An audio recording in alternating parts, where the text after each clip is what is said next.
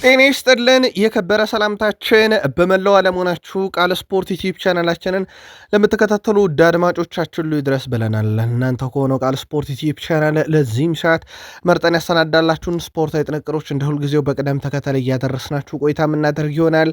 እስከ ፕሮግራማችን ፍጻሜ ቆዩን። ላይክ፣ ሰብስክራይብ፣ ሼር ማድረግ ዛሬም እንዳይረሳም። የ100,000 ሰብስክራይበር ጉዟችን ጥቂት ብቻ ይቀረውታል።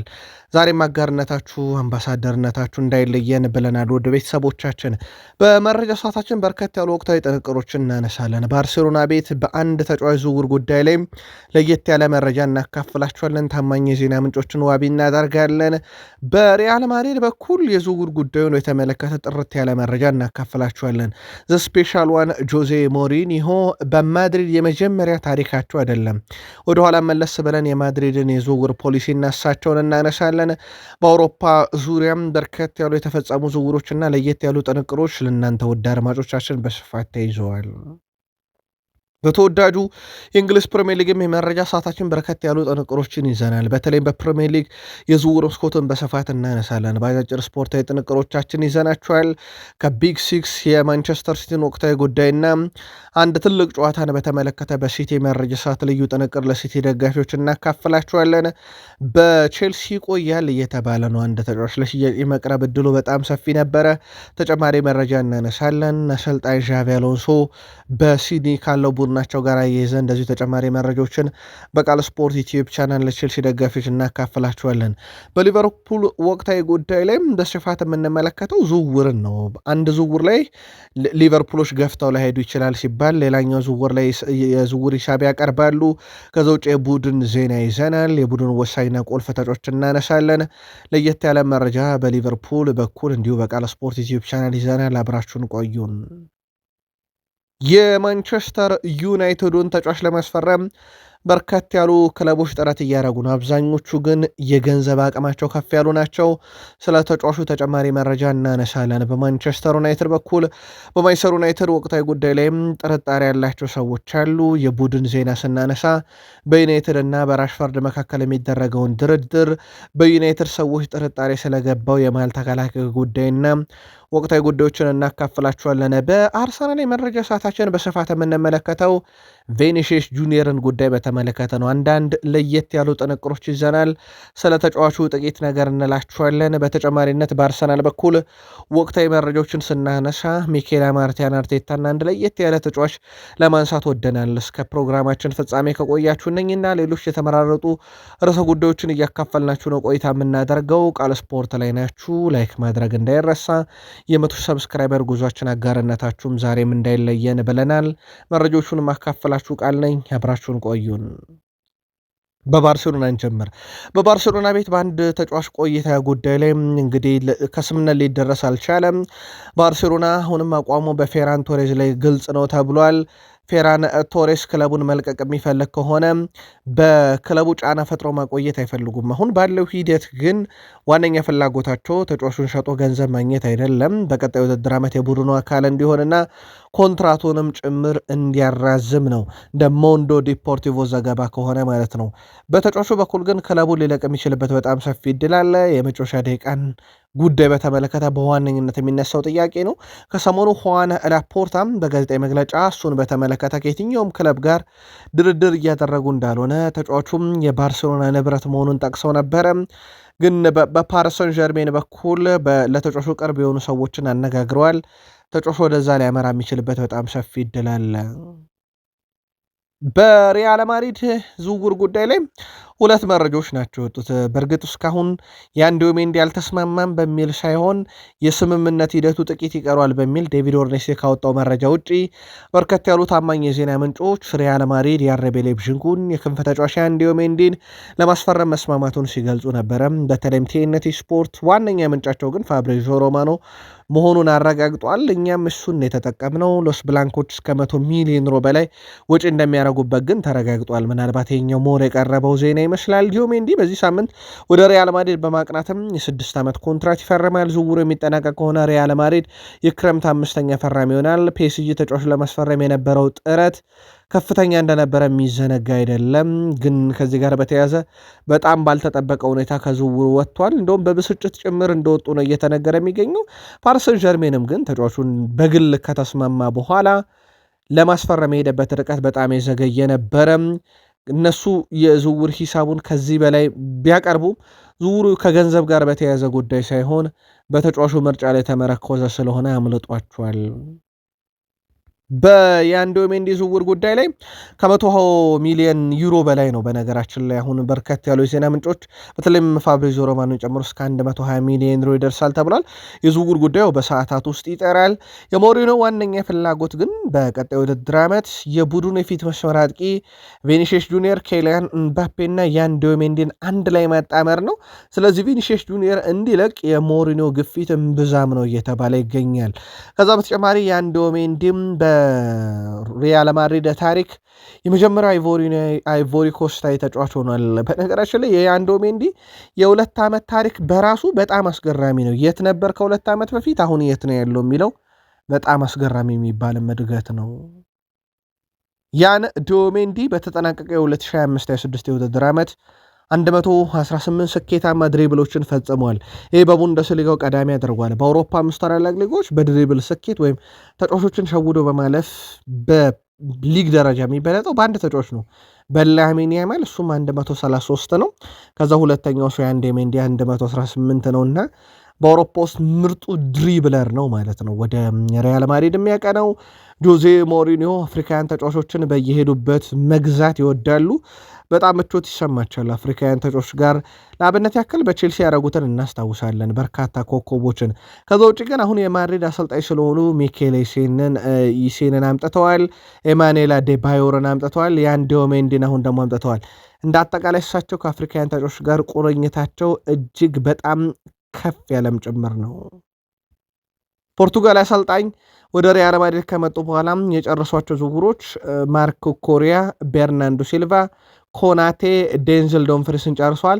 የያንዶ ሜንዲ ደግሞ በሚቀጥሉት 24 ሰዓታት ውስጥ ያጠናቅቃሉ ሙሉ ለሙሉ። ስለዚህ እሳቸው ወደ ቡድኑ ከመጡ በኋላ ቡድኑ በደንብ እየተነቃቃ ነው በዝውውሩ ላይ። በእርግጥ ባለፉት 2 ዓመታት ውስጥ ሪያል ማድሪድ ምን እንዳጣ እናስታውሳለን።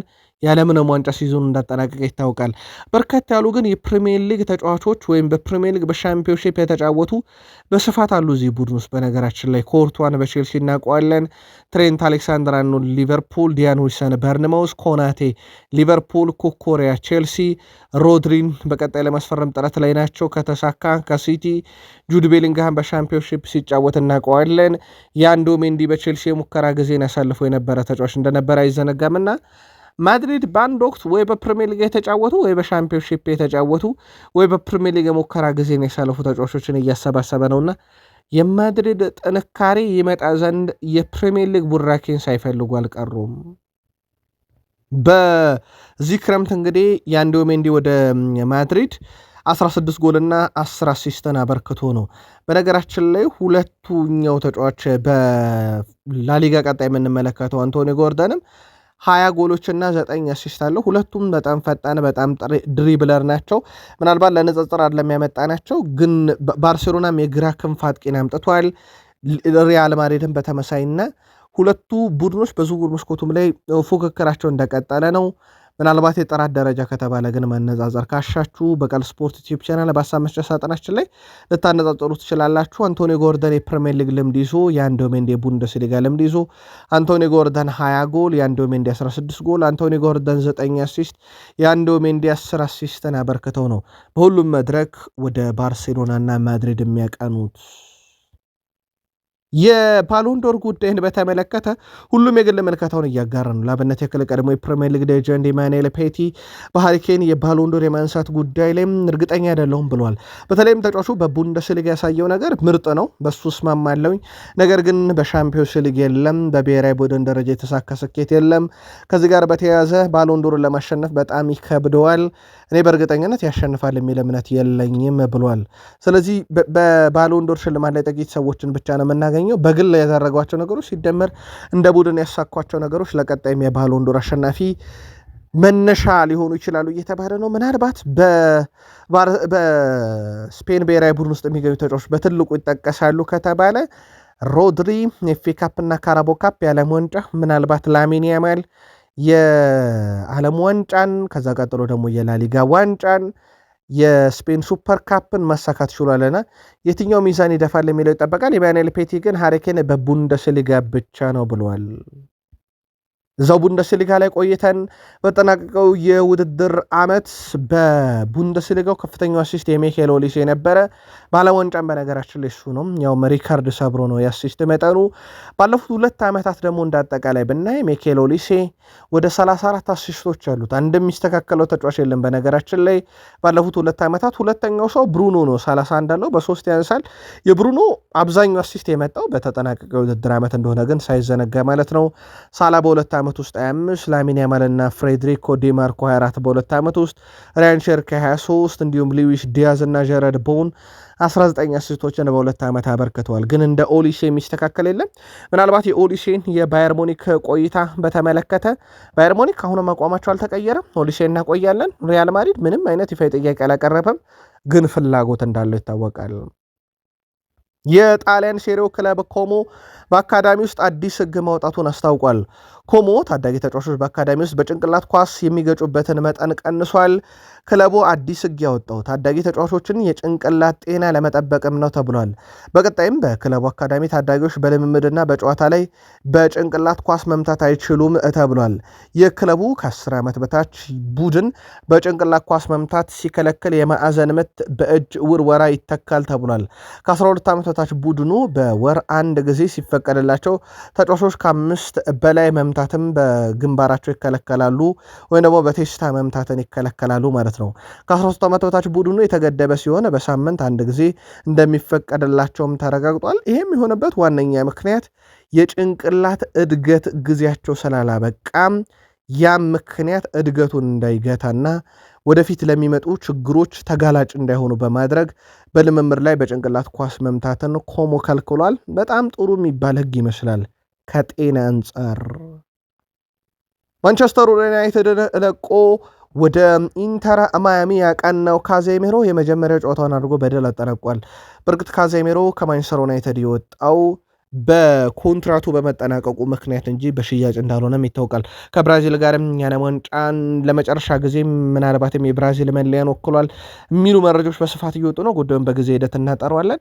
በነገራችን ላይ ትላንትና ሜሲ በልጅነት ከተማ ክለቡ ወይም ይሄ የአካባቢው ክለብ ላይ ተገኝቶ ጨዋታን ተመልክቶ በጣም አነጋጋሪ ነበረ። እሱ መሆኑን ካወቁ በኋላም ያው ሜሲ በእረፍት ምክንያት እየተጫወተ እንዳልሆነ ይታወቃል። ከዛ በተጨማሪ በዓለም ዋንጫ ሻምፒዮናን ስፔንን በዛው እናንሳ። አርጀንቲናን ካነሳን ሉዊስ ዴላ ፎንቴ ስለ ዓለም ዋንጫ ጠንካራ የመከላከል ክፍላቸው ተጠይቀው ነበረ። እሳቸው በዓለም ዋንጫ 1 ግብ ብቻ ያስተናገደ ብሔራዊ ቡድን ነበራቸው። እሳቸው በጋራ እንከላከል ነበረም፣ የተከላከልንበትን መንገድ ፍጹም የተለየ ነው። እኛም ልክ እንደ ሌሎቹ 11 ተጫዋቾች አሉን፣ ግን በጋራ የሚጫወቱ ናቸው በሚል በዓለም ዋንጫ የነበራቸውን ጠንካራ የመከላከል ክፍልም በተመለከተ ምልከታቸውን አጋርተዋል። ጣሊያን አሰልጣኝ አንድሪያ ፔርሎ ለመሾም ያደረገችው ጥረት እክል እንደገጠመ ይታወቃል። በተለይም ከመወራረጃ ድርጅት ጋር በተያያዘ አሁን ላይ ጣሊያን እግር ኳስ ፌዴሬሽን ስፖርቲንግ ዳይሬክተርነት እያገለገሉ የሚገኙት ፓውሎ ማልዲኒ ናቸው። ስራዬን እለቃለሁ ብለዋል። ታዲያ እሳቸው ስራቸውን የማይለቁበትም እድል አለ። ፓውሎ ማልዲኒ የፌዴሬሽኑ ፕሬዚዳንት አንድሪያ ፔርሎን ሹመት ካላጸደቀ እኔ ከኃላፊነት ለቃለሁ ብለዋል። ፓውሎ ማልዲኒ በስፖርቲንግ ዳይሬክተርነት ከተሾሙ ገና 16 ቀናቸው ነው። በ16 ቀናቸው ነው ስልጣኔን እለቃለሁ ያለው። የጣሊያን ፖለቲከኞች ፔርሎ ከሩሲያ ተቋም ጋር ባላቸው ግንኙነት ምክንያት በኃላፊነት እንዳይሾሙ ጫና እያሳደሩ እንደነበረም የሚዘነጋም አይደለም። የቀድሞ ጓዶች አብረን ካልሰራን ወይም አብረን ጣሊያንን ካላገለገልን እንለቃለን እያሉ ነው እና ምናልባት ሹመቱ ላይ አንዳች ነገር በቀጣይ እንዲሁ እንሰማለን ተብሎም ይጠበቃል። ቃል ስፖርት ዩቲዩብ ቻናል ላይ ናችሁ ውድ ቤተሰቦቻችን። የተመራረጡ ስፖርታዊ ጥንቅሮችን እያጋራችሁ እንገኛለን። ላይክ፣ ሰብስክራይብ፣ ሼር እያረጋችሁን እስከ ፕሮግራማችን ፍጻሜ ቆዩ። ለ100 ሺህ ሰብስክራይበር ጥቂት ይቀረናል። ይህን መረጃ ደግሞ ለወዳጅ ዘመዶቻችሁ ሼር ማድረግ እንዲሁም እናንተም ላይክ እያረጋችሁ እስከ ፕሮግራማችን ፍጻሜ ቆዩ። ፕሪሚየር ሊጉን በዝውውር መረጃ ነው የምንጀምረው። በአስቶን ቪላን ጀምር። የአስቶን ቪላ ደጋፊዎች በቀጣይ ውድድር ዓመት ቡድናቸው ካለበት የተፎካክሮ መድረክ ጥራት አንጻር የሻምፒዮንስ ሊግን ጨምሮ ማለት ነው ኮከቦቻቸው እንዲለቁ አይፈልጉም። ሞርጋን ሮጀርስ ያለ ምርጥ ተጫዋቻቸውን አጥተዋል። አሁን ደግሞ ኤሜናሎ ማርቲኔዝን ሊያጡ ይችላሉ። የዩቬንቱሱ አሰልጣኝ ከጋዜጣ ዴሎ ስፖርት ጋር ቆይታ ነበራቸው። ኤሜናሎ ማርቲኔዝን ለማስፈረም ስራን ላይ እንደሆኑ አረጋግጠዋል። ኤሜናሎ ማርቲኔዝን እንፈልገዋለን ሲሉ ተደምጠዋል። በዝውውር መስኮቱ ላይ ሌሎችንም አማራጮች እየተመለከቱ እንደሆነ ይፋ አድርገዋል። ሉቺያኖ ስፓሌቲ ተጫዋቹ ጋር በተያያዘም ጠቀም ያለ ገንዘብ ያቀርቡለታል እየተባለ ነው። የመጨረሻ ውሳኔ ግን እስካሁን አልተወሰነም። በማንቸስተር ሲቲ በኩል የሮድሪ ነገር ውድ ቤተሰቦቻችን ዛሬ አንዳንድ ነገሮችን እንሰማለን። ለአብነት ያክል ቀዶ ጥገናውን ዛሬ ያደርጋል። የቀዶ ጥገናውን ሁኔታ በተመለከተ ምናልባት ለምን ያክል ጊዜ ከሜዳ ይርቃል፣ ከዛ በዘለለ ሪያል ማድሪድስ እንዴት ነው ሊያስፈርመው የሚችለው፣ ማድሪድ በዝውውሩ ይፋዊ ጥያቄ ያቀርባል ወይ፣ ቀጣዩ የሪያል ማድሪድ አጀንዳ ከያንዶ ሜንዲ በኋላ እሱ ነው እየተባለ ነው። ኮፕ ስፖርት መረጃውን ይዞት ወጥቷል። በሲቲ በኩል ያለው አቋም ግልጽ ነው። አሁንም ሮድሪን አለመሸጥ የሚለው ነው። ከሮድሪ ጋር በተያያዘ የአንድ ዓመት ኮንትራቱም በትልቅ ገንዘብ እንዳይሸጡ ጫና ሊያደርግባቸው ይችላል እየተባለ ነው። ሮድሪና ሲቲ ቁጭ ብለው ድርድር ውይይቶችን ማድረጋቸው አይቀርም። በሲቲ በኩል ተተኪውን ፍለጋ ከባርሴሎና ተጫዋች ለማምጣት ጥረት እያደረጉ እንደሆነ ይታወቃል። ማርክ በርናልን በዋነኝነት በእጩነት ይዘውታል። በዝውውር ጉዳይ ላይም ሰፋ ያለ ጥንቅር በምሽት ዘገባችን አደረሰናችሁ ነበረ። በማንቸስተር ሲቲ በኩል በቀጣይ የውድድር ዓመቱ ከመጀመሩ አንድ ሳምንት ቀደም ብሎ ከፕሪሚየር ሊጉ ሻምፒዮን አርሰናል ጋር የኮሚቲ ሽልድ ፍልሚያ እንዳለበት ይታወቃል። በሲቲ በኩል አብዛኞቹ ዝውውሮች ከዛ በፊት መጨረስ ይፈልጋሉ። ከ19 ቀናት በኋላ በሚደረገው ጨዋታ ላይ ሻምባሮት በመሃል ሜዳ ዳኝነት ይመሩታል። ጨዋታው ነሐሴ 10 2018 ዓ ም በዌልስ ካርዲፍ ፕሪንስ ፓሊቲ ስቴዲየም ላይ ይደረጋል። በዌምብሌ ስቴዲየም ሌላ ዝግጅት በሰዓቱ መኖሩን ተከትሎ የኮሚቲ ሽልድ ጨዋታ ከረጅም ዓመታት በኋላ በካርዲፍ ዌልስ ይካሄዳል ማለት ነው። ተፋላሚዎቹ አርሰናልና ሲቲ፣ የባለ ሜዳ ዳኛው ሳምባሮት ናቸው። እንዲህ አይነት ጨዋታ ሲኖር አንቶኒ ቴይለርን ነበር የምንጠብቃቸው። አንቶኒ ቴይለር ግን በ47 ዓመታቸው ፊሽካ እንደሰቀሉ ይታወቃል። የቼልሲው የፊት መስመር ተሰላፊ ጄምስ ባዮን ጊተንስ በቀጣይ ውድድር ዘመን ዋንጫን ማሸነፍ እንደሚፈልግ ገልጿል። ጄምስ ጊተንስ በንግግሩም ሁሉንም ዋንጫዎች ማሸነፍ እንፈልጋለን፣ ህልማችን ያ ነው ብሏል። በቼልሲ የፕሪሚየር ሊጉና ኤፍኤ ካፑን እንዲሁም የምንሳተፍበትን ዋንጫ ሁሉ ማሸነፍ እንፈልጋለን ሲል ተደምጧል። ያው በቀጣይ ውድድር ዓመት ቼልሲ በፕሪሚየር ሊግ በኤፍኤ ካፕና በሻምፒዮንስ ሊግ ብቻ የተወሰነ የውድድር መድረክ እንዳለው ይታወቃል። የትኛውም የአውሮፓ መድረክ አይሳተፍም። ጄምስ ባዮን ጊተንስ በዚህ ክረምት ክለቡ ይለቃል ተብሎ ሲጠበቁ ነበረ። አሌሃንድሮ ጋርናቾ ተከትሎ ግን የመቆየት እድል ያለው ይመስላል። በእርግጥ ጉዳቶች በቂ የጨዋታ ጊዜን እንዳያገኝ ያደርገውት ብቃቱም ታይ ከሆነ በኋላ ተጫዋቹ ግን የለም ቀጣይ ዓመት ከቼልሲ ጋር ዋንጫ ጠብቆ እያለ ይገኛል። በሌላ በኩል በቼልሲ ሲድኒ በሚገኘው ቡድን ውስጥ የልምምድ ጊዜ ላይ አሰልጣኝ ዣቪ አሎንሶ ቡድኑን በኳስ ቁጥጥር፣ በእያንዳንዱ ከኳስ ውጭ ካሉ እንቅስቃሴዎች ኳስን ወደ ሳጥን ውስጥ ማሻገርና ለመሃል አጥቂዎች ደግሞ የአጨራረስ ብቃት ጋር በተያዘ በጣም ጥልቀት ያለው ስልጠናን እየሰጡ ነው ተብሏል። ቡድኑን በብዙ መንገድ በማሻሻል ላይ ናቸው አሰልጣኝ ዣቪ አሎንሶ። በዝውውር መስኮቱም በንቃት እየተሳተፉ ካሉ ክለቦች አንዱ የምዕራብ ለንደኑ ክለብ ቼልሲ እንደሆነ ይታወቃል። ሊቨርፑል በዚህ ሰዓት ላይ በቡድኑ ግልጋሎት የማይሰጡ 5 ጥራት ያላቸው ተጫዋቾች አሉት። ኤንዶ፣ ጀርሜ ጃኩዌቴ፣ ሁጎ ኤኬቴኬ፣ ብራድሊ፣ ጆቫኒ ሊዮን እነኚህ 5 ተጫዋቾች በቅድመ ውድድር ዝግጅት ላይ በግላቸው ይንቀሳቀሳሉ እንጂ የቡድኑ አካል አይደሉም በጉዳት ምክንያት። ከዛው በተጨማሪ ውድ ቤተሰቦቻችን ከሰንደርላንድ ጋር ወደ 8 ደቂቃ ብቻ የተጫወተ ተጫዋችና ተጎድቶ ይወጣል። ልማደኛው ጆ ጎሜዝ ነው። የእሱም ሁኔታ በጣም አሳሳቢ ነውና አሁን ባለው ሂደት 6 ለዋናው ቡድን መጮት የሚችሉ ሊቨርፑልያን ጉዳት ላይ ናቸው። ምናልባት ሊቨርፑልን ወደ ዝውውር ጠንከር ብሎ እንዲመለስ ካስገደደው። ከዛ ውጭ ግን ፍሎሪያን ቬርዝ፣ ኢሳክ ግራቨንበርክን ጨምሮ ማለት ነው ረፍት ጊዜያቸውን አጠናቀው ወደ ሊቨርፑል የልምምድ ማዕከል እየተመለሱም ይገኛሉ። ሊቨርፑል በቅርቡ የመጀመሪያ የዝውውር ጥያቄውን ለማቅረብ እየተሰናዳ ነው።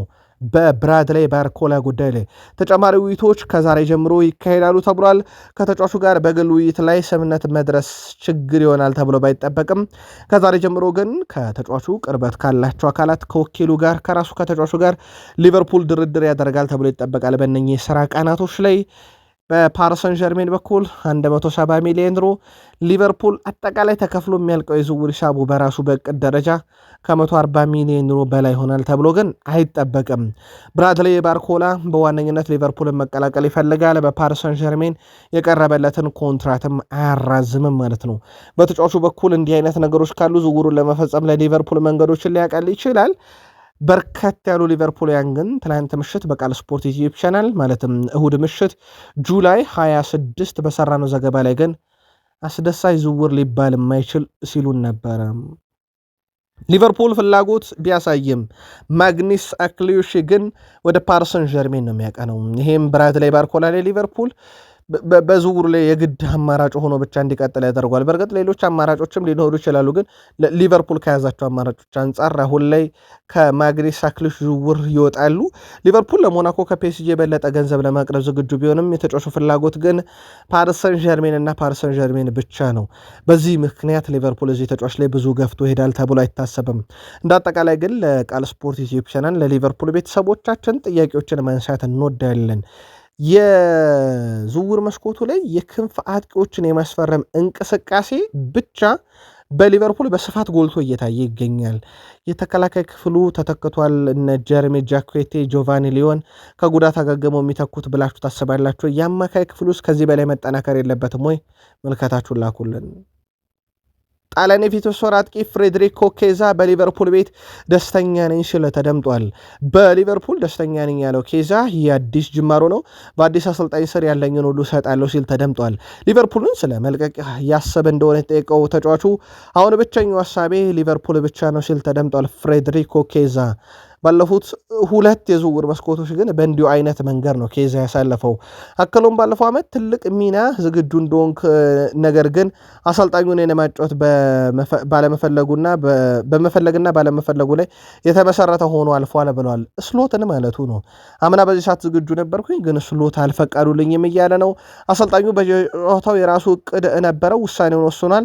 ስለዛ ነገር ብዙ መናገር ወደኋላ እጅ አልፈልግም ግን እኔ ተዘጋጅቼ ነበር፣ ለዚህም ዓመት ተዘጋጅቼ ያለው ብሏል። ስለዚህ ከአንዶኒ ኢራኦላ ጋር መቀጠል ፍላጎቱ መሆኑን ተናግሯል። አንዶኒ ኢራኦላ እቅዳቸው ነው አይደለም የሚለው ደግሞ በቀጣይ ይጠበቃል። ኢራኦላ ወደ አንፊልድ ይዞት የመጣው ጉልበትና እቅድ እጅግ የሚያስደንቅ ነው። በበርነማውዝ የነበረው የስራ አቀራረብ፣ ከፍተኛ ጥንካሬ፣ ፕረስ የማድረግ ሂደት ከሊቨርፑል ባህል ጋር በትክክል ይዋሃዳል። የቡድኑን ወጣትና አንጋፋ ተጫዋቾች አዋህዶ የፈጠረው ስብስብ ለቀጣዩ ውድድር ዘመን ትልቅ ተስፋን ይሰጠናል እያለ ነው ኢያን ራሽ ስለ አንዶኒ ኤራኦላ እንግዲህ እንዲህ አይነት የማጥቃት ስልት ያለው ቡድን ይገነባሉ ብለዋል። እንደ አጥቂነቴ ይላሉ እሳቸው ኢያን ራሽ፣ እንደ አጥቂነቴ አዲስ የጨዋታ ስልት እጅግ ያኮራኛል። ኤራኦላ በቡድኑ በፍጥነት ወደፊት እንዲንቀሳቀስና በርካታ እድሎች እንዲፈጠር ይፈልጋል። ይሄ ደግሞ ለሊቨርፑል አጥቂዎች በርካታ ጎሎችን ለማስቆጠር ትልቅ እድል ይሰጣል ሲል ተደምጧል። ኢያን ራሽ ስለ ሊቨርፑል ባህልና የዋንጫ ኢላማም ተጠይቆ ነበረ። በሊቨርፑል ቤት ሁልጊዜም ዋናው ነገር ማሸነፍና ዋንጫዎችን ማንሳት ነው። የክለቡ ታሪክ የተገነባው በማሸነፍ አስተሳሰብ ላይ ነው። አሁን ባለው የቅድመ ውድድር ዝግጅትና የተጫዋቾች ቁርጠኝነት ስመለከት ቡድኑ በሁሉም ውድድር ዘርፎች ላይ ለዋንጫ መፎካከር እንደሚችልም እርግጠኛ ነኝ እያለ ነው። ሊቨርፑል ቤት ሁልጊዜ መስፈርቱ ከፍተኛ ነው። የትም ቦታ እንጫወት፣ የትኛውንም ጨዋታ እናደርግ፣ አላማችን ማሸነፍ ነው የሚለው ኢያን ራሽ ተጫዋቾች በዝግጅት ወቅት የሚያሳዩት ትጋትና ፍላጎት ቡድኑ ለቀጣይ ውድድር ዘመን ምን ያህል ዝግጁ እንደሆነ ያሳያል እያለ ነው እና በሊቨርፑል ባንዲራውላ በተገዙት ተጫዋቾች በቡድኑ ስብስብ በጣም እርግጠኛ እንደሆነ እየተናገረ ይገኛል። የኢያን ራሽ የግል ምልከታ ነው። በሊቨርፑል አንዶኒ ኢራኦላ አሰልጣኝ ሆነው መጥተዋል። በሊቨርፑል በጀርሚ ጃኩዌቴ የጠረ ተጫዋች ቡድኑን ይቀላቀላል። ጆቫኒ ሊዮን ከጉዳት መጥቶ የሊቨርፑል የመጀመሪያው ቡድን አካል ይሆናል። ከዛ ውጪ በዚህ ክረምት አዲስ ሆነው ቡድኑን የሚቀላቀለው ደግሞ ቪክተር ሙኝዝ ነው። ከስፔን ጋር ሻምፒዮን ሆናል። ምንም እንኳን ጨዋታን ባያደርግ ይህ ቡድን ለዋንጫ በትልቁ ይጠበቃል እያለ ነው ኢያን ራሽ። አልናስር ትልቅ ዝውውር መፈጸም ይፈልጋል። ይህ ዝውውር ደግሞ የማንቸስተር ዩናይትዱን የአማካይ ስፍራ ተጫዋች ብሩኖ ፈርናንዴዝን ነው። የክርስቲያኖ ሮናልዶ ክለብ የሆነው አልናስር በቀጣዩ ውድድር ዓመት ክርስቲያኖን ከብሩኖ ማጣመር ይፈልጋሉ። እዚህ ዝውውር ላይ ደግሞ ክርስቲያኖ ራሱን ጫና እንዲያሳድር ፍላጎት አላቸው። ከዚህ ጋር በተያያዘ በርካቶች እንደ ምክንያት የሚያነሱት የሮናልዶ ጫና ከፍ ያለ ነው በሚለው ጉዳይ ላይ አምና ወደ ቤኔፊካ ሊያቀና የነበረውን ዦዋ ፍሌክስን በግል አውሮፕላኑ ጭምር አስኮብሎሎታል ተብሎ እንደታማበት ይታወቃል። በእርግጥ እጅ የለበትም ቢልም ሮናልዶ እናም የሀገሩ ልጅ ዦዋ ፍሌክስን ወደ ቡድኑ ከወሰደ በኋላ አልናስር ሻምፒዮን ሆኗል። የዦዋ ፍሌክስ ጥራት ያስፈልግ ነበረ። ከዛ ውጭ ግን ሮናልዶ በዝውውር መስኮቱ ላይ ብቻ አይደለም አሰልጣኝ ሆርጌ ሄሱስ ወደ ቡድኑ ሲመጡ ያስመጣቸው እሱ ነበረ።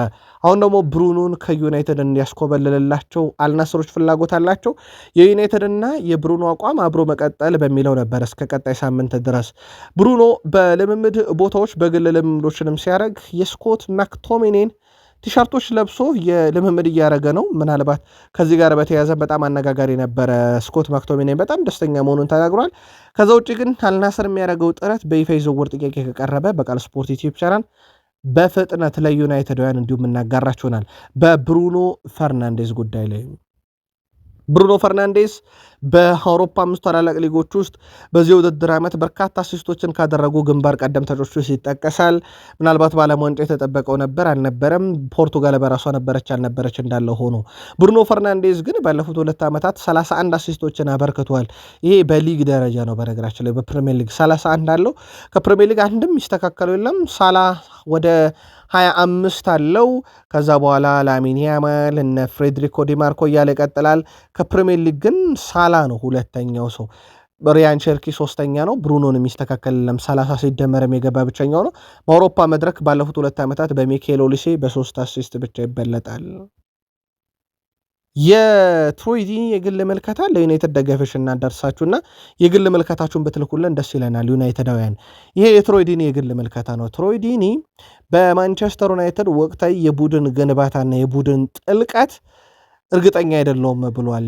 ይሄ የቡድን ጥልቀት በቂ ነው ብዬ አላስብም። ማንቸስተር ዩናይትድን በሚቀጥለው የውድድር ዓመት በሆነ መድረክ ሻምፒዮን ለማድረግ እና የማንቸስተር ዩናይትድ የቡድን ጥልቀት ከዚህ በጣም መስፋት አለበት እያለ ነው። ዩናይትድ ምናልባት የቡድን ጥልቀቱን እንዴት አስፍቷል ካልን የአንድሬ ሳንቶስ እና የዩሪ ቲሌማንስ መምጣት ያው በዋና ቡድን ስለሚጮቱ ሁለቱም ብቻ እናንሳቸው። በእርግጥ ዩናይትድ 4 ተጫዋች ነው አጠቃላይ ያስፈረመው፣ ግን ሁለቱም ብቻ ብናነሳቸው ዩሪ ቲሌማንስ እና የአንድሬ ሳንቶስን ተተኪ ተደርገው ነው እየተወሰዱ ያሉት እንደ ትሮይዲኒ ምልከታ የካዜሜሮ እና የማኑኤል ኡጋርቴ። ስለዚህ ቡድኑ ጥልቀት ይጎለዋል፣ ለቀጣይ መድረክ ሁሉንም ለመሳተፍ በጣም ሊቸገር ይችላል ብለዋል። በማንቸስተር ዩናይትድ በኩል የማርከስ ራሽፈርድን በማንቸስተር ዩናይትድ ቆይታ በተመለከተ ማርከስ ራሽፈርድ ማንቸስተር ዩናይትድ በሻምፒዮንስ ሊግ መሳተፍ ከሚያስገኘው ቦነስ ጋር ተያይዞ በዘመናዊ እግር ኳስ ውስጥ ከፍተኛ ተከፋይ ከሆኑ ተጫዋቾች መካከል አንዱ እንደሆነ ይታወቃል። እሱን ለማስፈረም የሚፈልግ ማንኛውም ክለብ ከፍተኛ መጠን ያለው ገንዘብ ማውጣት እንደሚጠበቅበት የተገለጸ ሲሆን ይህም በኦልድ ትራፎርድ የመቆየት እድሉ እንዳሰፋው ይታወቃል። የክለቡ ዋና አሰልጣኝ ማይክል ካሪክ ተጫዋቹ በቡድን ውስጥ እንዲቆይ አዎንታዊ አቋም እንዳላቸውም ተመላክቷል። ከዚህ ጋር በተያያዘ የራሽፈርድ የዝውውርና የደሞዝ ሁኔታን በተመለከተ ማንቸስተር ዩናይትዶች አይደለም ለሌላ ክለብ ለራሳቸውም ቅናሽ እንዲያደርግላቸው ፍላጎት አለ። ራሽፈርድ ደሞዝ ይቀንሳል ተብሎ አይጠበቅም። ለባርሴሎና ሲሆን ግን ቅናሽ አድርጎ እንደነበር አይዘነጋም። የሻምፒዮንሺፑ ክለብ ሚድልስብሮ የግብ ጠባቂ መስመሩን ለማጠናከር ከያዛቸው ዝርዝሮች ውስጥ ራዴክ ቪቴክ ከማንቸስተር ዩናይትድ ይጠቀሳል። እሱን ለማስፈረም አሁንም ፍላጎቶች አሉ ተብሏል። በዚህ ዝውውር መስኮት ግብ ጠባቂው ከዩናይትድ በቋሚነት የመልቀቅ ዕድል እንዳለውም ስካይ ስፖርት እንደዚሁ ማስነበብ ችሏል። በሌላ ዝውውር አልሂላል ኢልማን ንዴን ከኤቨርተን ለማስፈረም ይፋ ድርድር ጀምሯል። ስለዚህ ማንቸስተር ዩናይትድ በዚህ ዝውውር ጉዳይ ላይ ገፍቶ አይሄድበትም ማለት ነው። በዛ ቦታ ላይ ራሽፈርድ ይቀጥላል ማለት ነው። ከዛ ውጭ ፓትሪክ ዶርጉም በዛ ቦታ ላይ ማቲያስ ኩኛም በዋነኝነት ይጠቀሳሉ። በማንቸስተር ዩናይትድ የሼሊሴን ጉዳይ በተመለከተ በውድድር ዘመኑ የመጀመሪያ አጋማሽ በዋናው ቡድን የመከታተል እድልም በስፋት አለው እየተባለ ይገኛል። ሼሊሴ ሮዘንበርግን ማንቸስተር ዩናይትድ 5-0 ባሸነፈበት ጨዋታ ላይ 61 ደቂቃን አጫውቶት ነበረ። ማይክል ካሪክ 1 ጎል አስቆጥሯል። የጨዋታውም ኮከብ እሱ እንደነበረ የሚዘነጋ አይደለም። በእርግጥ በዋናው ቡድን የተወሰኑ ጨዋታዎችን አድርጎ ነበረ። በቀጣይም የውድድር ዓመት የዋናው ቡድን አካል ይሆናል። በዩናይትድ በኩል ስጋቶች አሉ። የዩናይትድ ደጋፊዎች ወይም ለዩናይትድ ቅርበት ያላቸው ሚዲያዎች እንደ ስጋት የቆጠሩት የሌሳንድሮ ማርቲኔዝ እና የማቲያስ ዴላይትን የጉዳት ታሪክ ነው።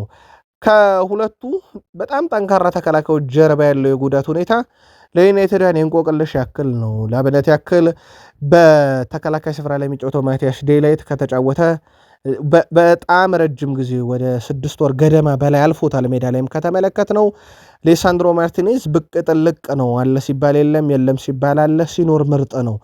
ሁለቱ ተከላካዮች የጥራት ችግር እስካሁንም ብዛም አልሰማንም፣ በተቃውሞም ደረጃ የትኛውም ተጫዋች ከሚሰራው ስህተት አንጻር። ከዛ ውጭ ግን በማንቸስተር ዩናይትድ በኩል በ4 የውድድር ዓመት ቀጣይ ይሳተፋል። ፕሪሚየር ሊግ፣ ሻምፒዮንስ ሊግ፣ ኤፍ ኤ ካፕ፣ ካራባው ካፕ። የሻምፒዮንስ ሊግ መድረክ ጥንካሬ ይታወቃል። ከዛ አንጻር ማንቸስተር ዩናይትድ በታዳጊ ተከላካዮች ሌኔሮ እንደ ሃይደን ሄቨን ከዛ ወጥነት የለውም እየተባለ በሚተቸው ሃሪ ማጉዌር ብቻ እስከ መቼ ይቀጥላል የሚለው ነገር በዩናይትድን ዘንድ ስጋትን የፈጠረ ሆኗል። ጉዳዩ እንዴት ታዩታላችሁ? የቃል ስፖርት ዩቲዩብ ቻናል የዩናይትድ ቤተሰቦች መልካታችሁን ላኩልን። በዩናይትድ በኩል ሌላ ልናነሳ የወደድነው ጉዳይ በወቅታዊ ጉዳይ ላይ ማለት ነው የአማካኝ ክፍሉን ጉዳይ በተመለከተ ነው። ሜሰን ማውንት የአማካኝ ክፍላችን በጣም ጠንክሯል ብሏል። በተለይም በአንድሬ ሳንቶስ በጣም ደስተኛ እንደሆነ ተናግሯል። አንድሬ ሳንቶስን በእርግጥ ቀድሞ በቼልሲ ሕይወቱ ያውቀዋል። በመከላከል ስፍራ ላይ በጌም መቆጣጠር ወይም ጨዋታን በመቆጣጠር ሂደት ላይ የሜዳ ክፍልን በመሸፈን ወደፊት ኳሶችን ገፍቶ በመሄድ በጣም ምርጡ ተጫዋች ነውና በእርግጠኝነት ምርጡን ተጫዋች ዩናይትድ አግኝቷል እያለ ነው የዩናይትዱ ኮከብ ሜሰን ማውንት ከአንድሬ ሳንቶስ ጋር በተያዘ በማንቸስተር ዩናይትድ ያው ሜሰን ማውንትም እንደሚቀጥል ይታወቃል። በሌላ በኩል በቃል ስፖርት ዩቲዩብ ቻናል በሰበር ምሽት ያደረስናችሁ ወይም ጁላይ 26 እሁድ ምሽት በቃል ስፖርት ዩቲዩብ ቻናል በዚሁ ቻናል ላይ ማንቸስተር ዩናይትድ ኦሌ ዋትኪንስን እንደሚፈልግ ነገራናችሁ ነበረ። ይፋዊ ጥያቄ አልቀረበም። ከዚህ ሳምንት ጀምሮ ግን ድርድር ሊኖር ይችላል። የዘርኪዚ መውጣትንም ሊያፈጥን ይችላል። አስቶን ቪላ ለዋትኪንስ እስከ 40 ሚሊዮን ፓውንድ የዝውውር ሂሳብ ከዩናይትድ እንደሚፈልግ ይታወቃል። ጉዳዩን ከስር እናጠረዋለን። ልምዱ ግን በጣም ወሳኝ ነው የሚሉ መልእክቶች በዩናይትድ በኩል በምሽት የቃል ስፖርት ዩቲዩብ ቻናል ዘገባችን አማካኝነት ሲደርሰን ነበር። የሰሜን ለንደኑ ክለብ አርሰናል ቬኒሺየስ ጁኒየርን ማስፈረም በተመለከተ ያው ዘገቦች በስፋት ወጥተው ቃል ስፖርት ዩቲዩብ ቻናላችንም በሰበር ጉዳዩን ከመጀመሪያው ቀን ጀምሮ ስናካፍላችሁ እንደነበረ ይታወቃል። አርሰናል አሁን ላይ ለቬኒሺየስ ጁኒየር በክለቡ ታሪክ ሪካርድ የሆነ የደሞዝም የመክፈል ችግር የለበትም ይላል የዘ አትሌቲክ ዘገባ። ቴሌግራፍም አርሰናል ከገንዘብ ጋር የተያዘ ችግር ይገጥሟል ብላችሁ እንዳትሰጉ ብሏል። በቬኒሺየስ ጁኒየር ጉዳይ ላይ አርሰናል ቬኒሺየስ ጁኒየር በሪያል ማድሪድ ቤት ከሚያገኘው ክፍያ በላይ ለማቅረብም ዝግጁ ነው ሲባል ሪያል ማድሪድ ለመሸጥ ከወሰነ ብቻ ነው ዝውውሩ የሚፈጸመው። አርሰናል በሳምንት 70,000 ፓውንድ እንከፍሏለን ብሏል። በጣም የተጋነነ ገንዘብ ነው። ከአርሰናልም አንጻር እንዳጠቃላይ ከአውሮፓ የክፍያ ስርዓትም አንጻር ጥቂቶች ብቻ የሚያገኙት ገንዘብ እንደሆነ ይታወቃል። አርሰናል ግን ችግር የለብኝም ብሏል። ለቪኒሺየስ ጁኒየር 470,000 ፓውንድ መክፈል በዚህ የዝውውር ዙሪያ በአርሰናል በኩል የፋይናንስ ጉዳይ ችግር እንደማይሆን ሲነገር፣ ሪያል ማድሪድ ዋና ህልሙ ዛሬ ኮንትራቱን ማስፈረም ወይም በቀጣዮቹ ቀናት ካልተሳካ ለአርሰናል በ160 ሚሊዮን ዩሮ መሸጥ ነው። ያ ደግሞ በአርሰናል በኩል ሌላ ድርድር እንዲጠብቃቸው ያደርጋል። ቬኒሺየስ ጁኒየር በተጠናቀቀ የውድድር ዓመት 41 የግብ አስተዋጽኦ ነበረው። አንድም አርሰናላዊ 30 አልደረሰም። ቪክተር ዮኬሬሽ 27፣ ቡካዮ ሳካ 26፣ ሌሳንድሮ ትሮሳርድ 24 እና ጋብርኤል ማርቲኔሊ 19 የግብ አስተዋጽኦ አላቸው ባለፈው የውድድር ዓመት ብቻ። ቪኒሺየስ ጁኒየር ከግብ ጋር ምን ያህል ቅርብ እንደሆነ ማሳያ ነው። እንዳልኳችሁ ዝውውሩ የሚፈጸሙ ግን ነገር ሳይስማማ ሲቀር ብቻ ነው። ምናልባት የአንዲዮ ሜንዲ ወደ ሪያል ማድሪድ ያቀናል። ቬኒሺየስ ጁኒየር ቦታውን አያጣም ወይ? ከዛ በተጨማሪ በኬሊያን እምባፔ ጥላ ስር ነው ያለው። ይሄ ማለት ልክ በሜሲ ጥላ ስር አልቆይም ብሎ ኔይማር ክለቡን ትቶ እንደወጣ ሁሉ ማለት ነው። የዓለም ምርጡ እንድትሆን ከፈለክ አንተ ብቻ የምትታይበት ቦታ ላይ ተገኝ እንደሚሉት እንግዲህ የባሎንዶር ሽልማት ጋር ቀረበት ያላቸው ምናልባት ቬኒሺየስ ጁኒየር አርሰናልን ለዚህ ጉዳይ ብሎ ይመርጣሉ የሚለው በትልቁ ይጠበቃል። ሞሪኒዮ ዋና ፍላጎታቸው አሁንም ቬኒሺየስ ጁኒየርን ለአርሰናል መሸጥ አይደለም፣ ማቆየት ነው። ቪኒ ምባፔ አንዲዮ ሜንዲን በአጥቂ ላይ ማስጀመር ማጣመር ነው።